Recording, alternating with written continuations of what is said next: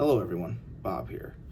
Today we're going to talk about the 10th installment of the Friday the 13th franchise, Jason X. The film was released in the United States in 2002 and was directed by Jim Isaac. Development for the film began in the mid-90s. However, it was always kind of put on the back burner because New Line wanted to focus more on the Freddy versus Jason movie. And when that was stuck in development, Sean S. Cunningham decided to push forward with this film. And it was filmed in the summer of '99, and there was all kinds of delays during post-production. The film, like I said earlier, wasn't released until 2002, and which was 3 years after it was filmed and 9 years after Jason Goes to Hell was released, marking the longest gap between films in the franchise to that point. It's hard for me to believe that this film is as old as it is. This was the first Friday the 13th film that I saw in the theaters, and it's also the first R-rated movie that I attended in a movie theater.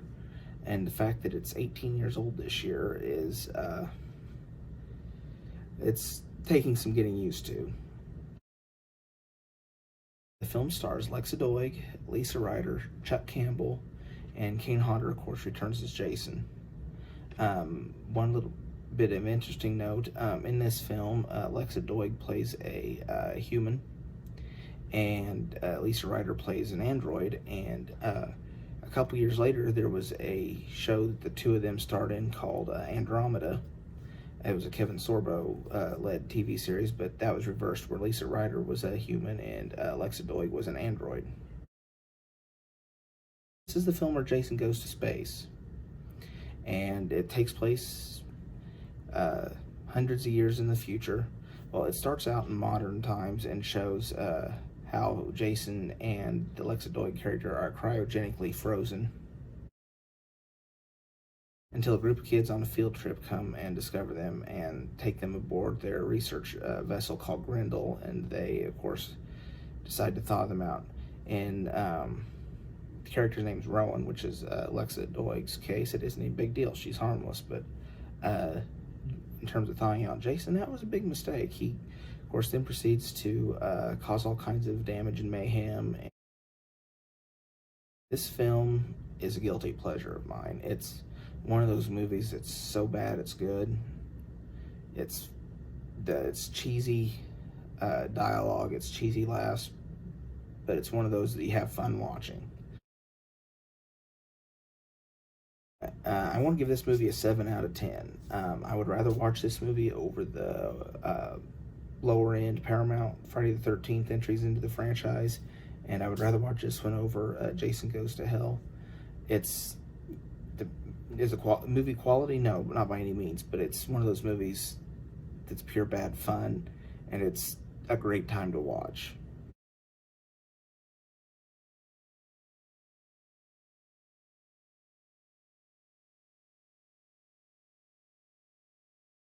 The movie starts out with Jason being captured. There is no mention about how he gets back from being in hell. But he's captured, and he manages to escape, and he kills several guards, and he chases the main scientist, Rowan, down into the cryogenics chamber, and she manages to get him to go into the cryogenics freezing thing, and he stabs through it, and the room goes into lockdown, and the two of them are frozen in time together for 300 years.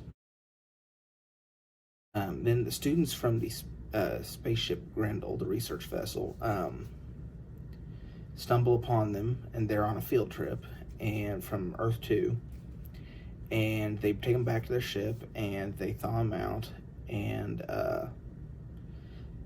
Jason's first kill in the movie, after he's actually in space, is one that's, I'm sure everyone's heard about it by now. It's one where he freezes the girl's head in the liquid nitrogen and then bashes it on the counter. Then Jason proceeds to hunt down some of the a lot of the students, and then they have the military is also on board this ship, and they try to hunt him down while Jason takes care of them like child's play.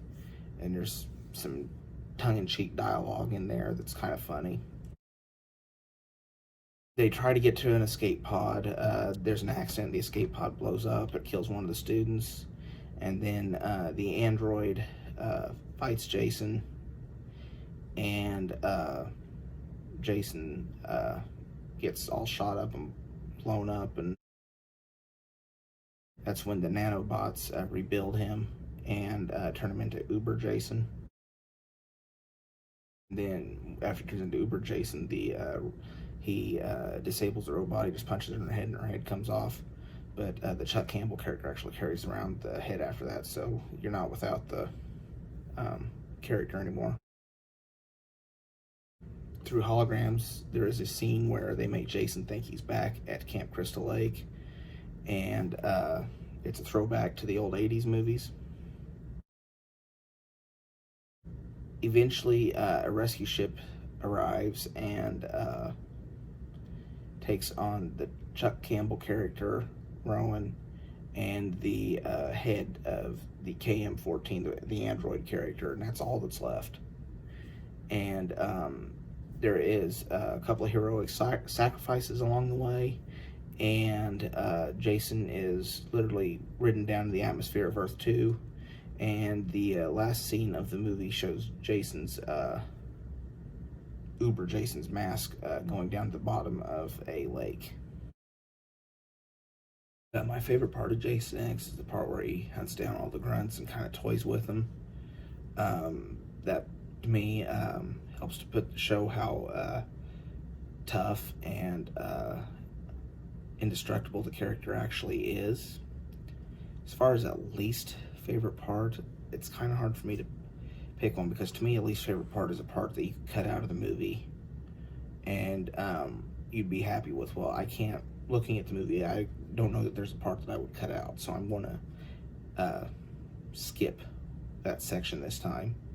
There were 25 deaths in this movie, 22 of which were on screen, plus all of the occupants on the space station Solaris are killed when it blows up after the space shuttle or spaceship Grendel crashes into it and causes catastrophic damage. For a running total kill count for this franchise, Jason had 21 of the kills, so his kill count is now up to 134. One was friendly fire from a soldier. There were 2 heroic sacrifices, and one in an accident on the escape pod when it blows up. I alluded to it earlier. Favorite musical moment of this is when this one is very much like Jason Goes to Hell. The music that's used during the opening credits kind of builds and is the basis for the rest of the movie. And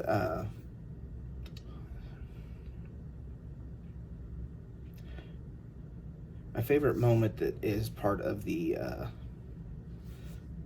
my favorite score moment. This movie was done. My favorite score moment. Harry Manfredini also did the score for this one, and just like Jason Goes to Hell, the main title theme is very much a part of their score for the rest of this film.